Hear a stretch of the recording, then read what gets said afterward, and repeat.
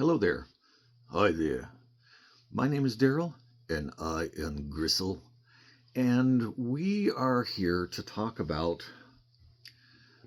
well, kind of negativity. That's right. This guy here, he is a negative Nelly. I'm not a negative Nelly. Well, I don't know what's a good word, a discouraging Daryl. I don't like that one either.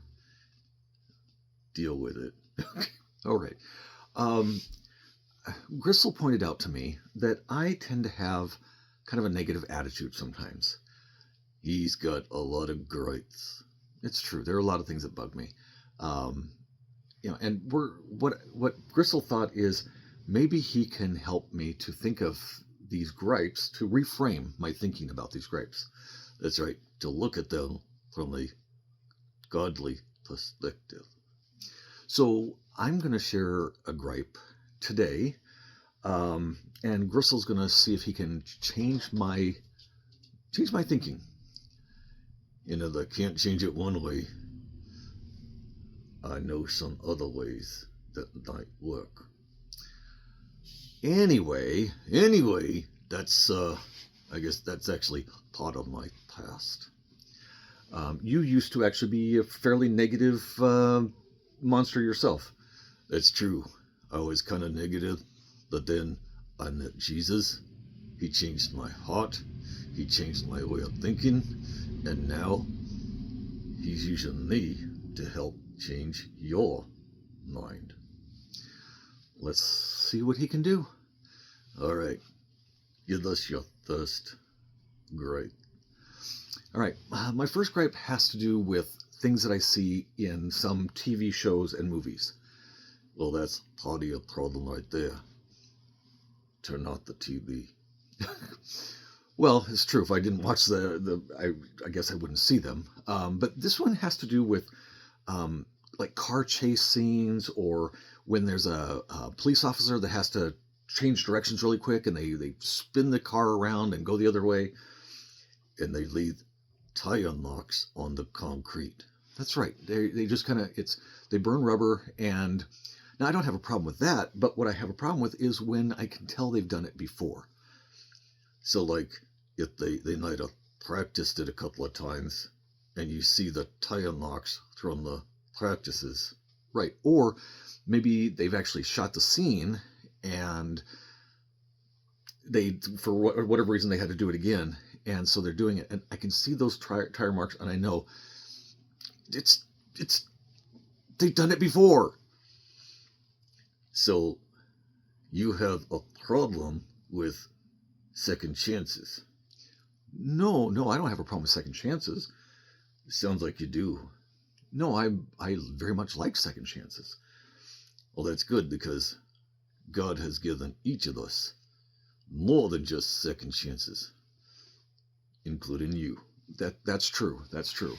He's not just a God of second chances. He's like third and fourth and dozens and hundreds.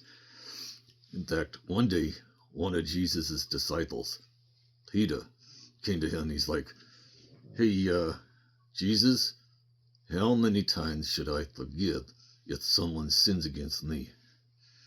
And he thought he was being generous. He said, I think 7 is a good number. What do you think, Jesus? And I remember this. Jesus said, not just 7 times, but 70 times 7. That's right, 490 times. Now, wow, 490 times. Now, I don't think that's a literal number, although if anyone could keep count, God certainly could.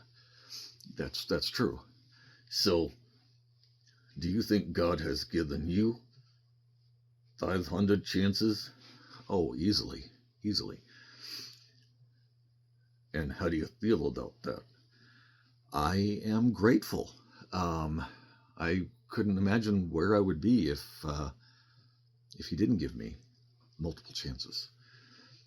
So maybe next time you see one of those shows and you see those tire marks, instead of thinking, oh, they should have filmed that in another location or edited it out in post-production, maybe you should say, hey, that reminds me that God gives me second chances. You know, that's an interesting perspective. I know it came from here. I appreciate that. Yeah, second chances. And then, like I said, in our case, God gives us more than just second chances. Yeah, but, oh, here we go. He's got the butts. But couldn't the producer of the movie or the TV show, couldn't they just maybe practice it in one location, and then if they mess up or whatever, they could film it in a different intersection or something? Well, I suppose they could. Or maybe in post-production, they could digitize it and remove the tire tracks so it doesn't show that they've done it before.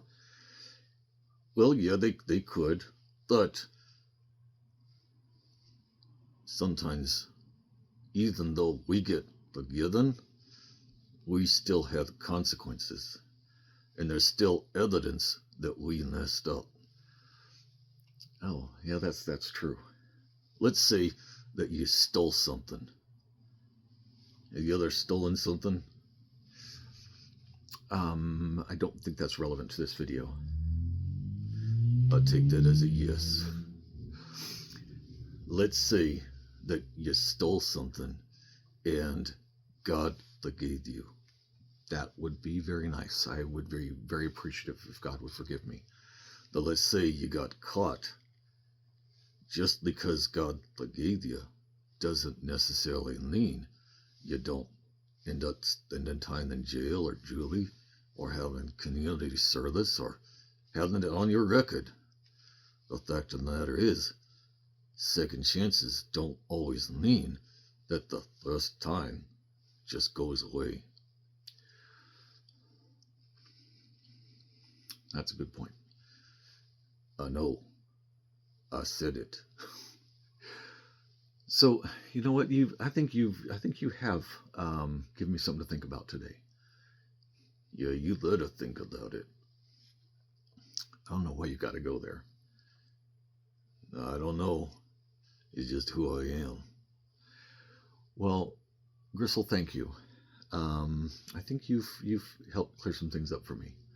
Hey, what are friends for? And this guy here, he's still got lots of gripes. And we're going to do something about that. You up for making more videos? If you think it will help me, and if you think it will help others, then yes. Alright, then that means we'll see you again.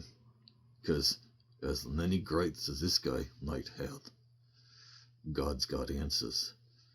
And we're going to explore those. Because we're going to change our thinking from earthly to heavenly. God wants us ready to be with Him for eternity. And we can't do that if we're thinking like this guy. Say goodbye, Gristle. Goodbye, Gristle. Goodbye. Thank you so much for joining us, and we'll see you again. Because this guy's got lots of gripes. Have a blessed day. Yeah, you better just do that.